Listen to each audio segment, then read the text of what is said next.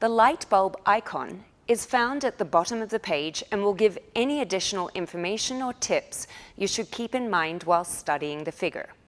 It will also list any other names the figures may be known by, including romantic names. An example of an alternative name is Two-Way Underarm Turn. In the previous manual, this name was actually descriptive of the figure. We'll demonstrate for you. So previously, the figure started with a box and slow outside underarm turn, then continued with an inside underarm turn, and then ended with a promenade twinkle to closed finish twinkle from promenade. This 6-bar figure had an outside and inside underarm turn and therefore was described as a two-way underarm turn.